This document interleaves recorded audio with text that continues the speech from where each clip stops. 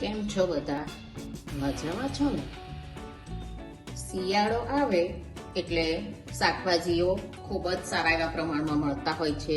લીલી તુવેર તો શિયાળામાં એટલી સરસ હોય છે ને કે એની તો જાત જાતની વાનગીઓ બનતી હોય છે, પણ કચોરી તો દરેક ગુજરાતીઓના ઘરમાં બને જ છે.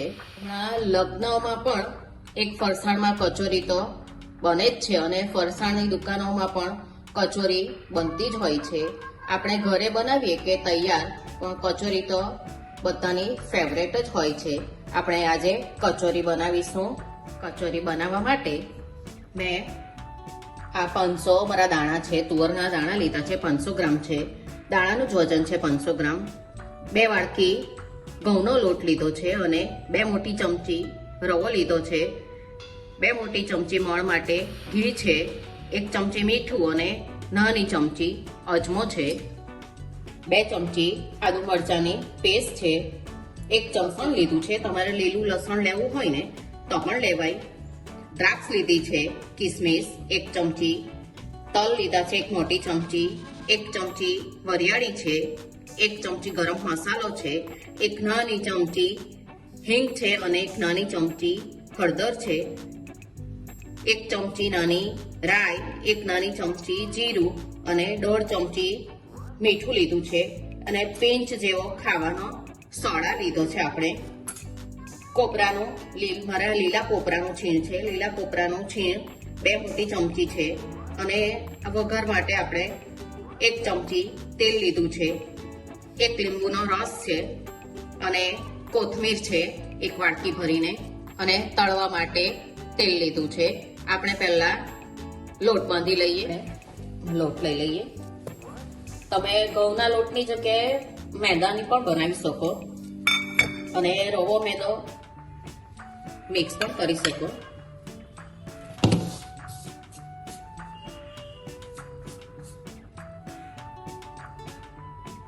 ઘીની જગ્યાએ તમે તેલનું મણ પણ લઈ શકો.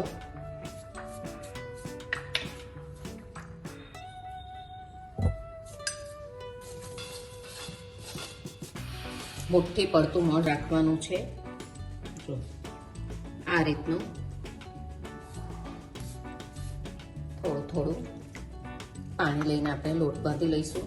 એકદમ ઢીલો પણ નહીં ને કઠણ પણ નહીં, એવો સેમી સોફ્ટ રાખવાનો છે. આપણે પરાઠા બનાવતા હોય ને તેવો જ રાખવાનો. લોટ આપણો બંધાઈ ગયો છે, આટલો જ સોફ્ટ રાખવાનો છે. આપણે એને ઢાંકીને રવા દઈએ. હવે આપણે તુવરના દાણાને મિક્સરમાં ગ્રાઇન્ડ કરી, તમે મિક્સરની જગ્યાએ ચીલી કટરમાં પણ એને ગ્રાઇન્ડ કરી શકો. તુવરના દાણાને આપણે થોડા થોડા કરીને ચાલુ બંધ કરીને એને એકદમ પેસ્ટ નથી બનાવવાની, થોડાક દરદરા રાખવાના છે. આપણે બધા જ તુવરના દાણાને મિક્સરમાં પીસી લીધા છે. જો આ રીતના એકદમ ઝીણું નથી રાખ્યું. ગેસ પર એક પેન લઈ લઈશું. આમાં કોઈ તુવરનો દાણો આ રીતે આખો રહી જાય ને તો પણ કંઈ નહીં, એ તો પછી અંદર ચડી જાય. આપણે આ તેલ લઈ લઈએ. એમાં રાઈ, જીરું,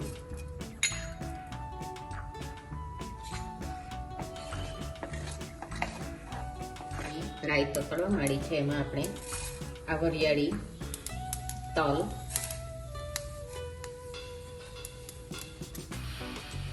અને આપણે આ કિસમિસ પણ લઈ લઈએ. એમાં જ આપણે આ હિંગ અને હળદર છે તે લઈ લઈએ. આમાં વઘારમાં આ રીતે હળદર નાખશો ને તો આપણા કચોરીનો કલર સરસ આવશે.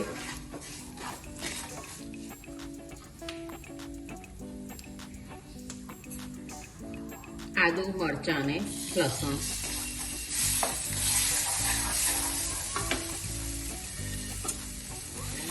તુવરના ચણાના દાણાને જે પીસેલા સાથે લઈ લઈએ. તમારે અંદર ઘણા એટલે બાફીને બટાકા પણ આમાં લઈ અને પૌવાને પણ આમાં લેતા હોય છે. એમાં જ આપણે આ ચપટી આપણે સોડા છે તે લઈ લેવાનો. એનાથી આપણે દાણાનો કલર સરસ રહેશે. અને મીઠું પણ લઈ લઈએ. મીઠું તમે સ્વાદ પ્રમાણે લેવાનું. અને હું આ ખાંડ લેવાનું ભૂલી ગઈ હતી. 2 ચમચી ખાંડ લીધી છે. આમાં લીંબુ, ખાંડ અને ખાટો મીઠો ટેસ્ટ ખૂબ જ સરસ આવે. અત્યારે જ આપણે ખાંડ લઈ લઈએ ને તો આ દાણાનો કલર આપણો એવો ને એવો જ રહેશે.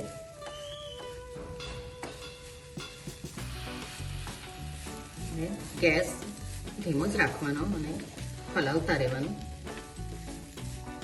7 મિનિટ થઈ ગઈ છે. ગરમ મસાલો તો તે અને આ લીલું મારું કોપરું છે તે લઈ લઈએ આપણે. તમારી પાસે લીલું નહીં હોય તો તમે સૂકું કોપરાનું છીણ પણ અંદર લઈ શકો.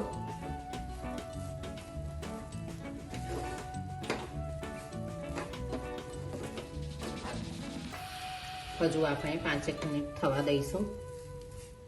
આપણું મિશ્રણ એકદમ સરસ ચડી ગયું છે.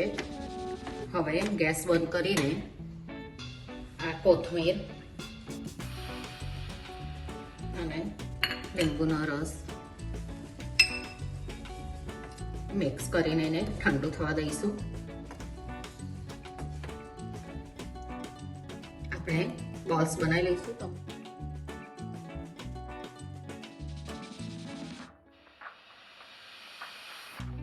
આ રીતે આપણે વાળી લીધા છે. 25 થી 30 જેવી થાય રીતના પણ તુવા પાડી લઈએ. થોડુંક મસળી લઈએ.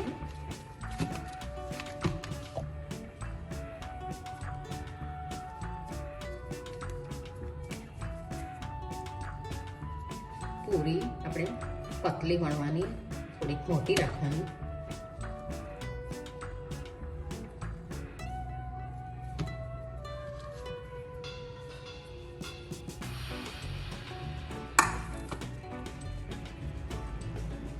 પૂરી વણી લઈએ.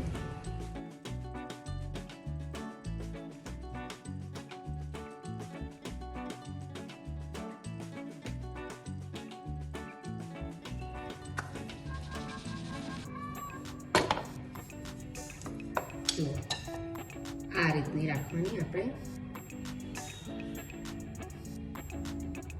વચ્ચે આપણે આ તુવરનું ફિલિંગ મૂકી દઈએ અને આ રીતે આપણે પ્લેટ જે રીતે વાળીએ ને એમ તે રીતે વાળતા વાળતા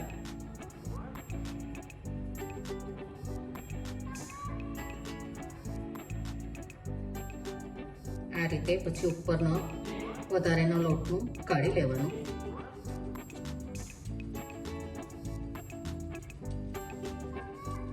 લોટનો ભાગ વધારે હશે ને તો આપણે કચોરીમાં લોટ લાગશે. એટલે આ રીતે કાઢીને જો બીજી કચોરી કરી લઈએ.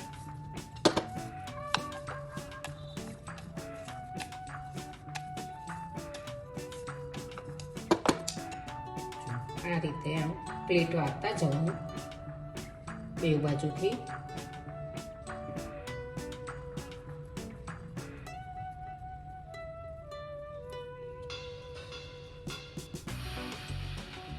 પણ આ વધારેનો ભાગ આપણે આ રીતે કાઢી લેવાનો.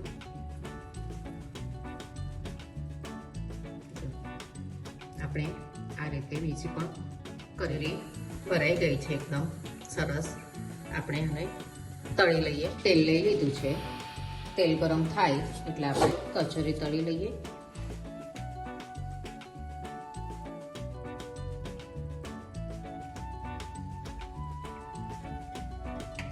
ગેસ મીડિયમ જ રાખશું.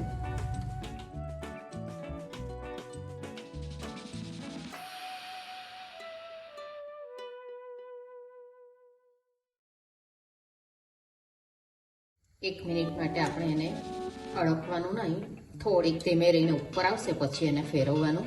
આ ઉપર તેલમાં આ રીતે બબલ્સ આવવા માંડ્યા છે. હવે આપણે ધીમે રહીને એને ફેરવી લેવાનું.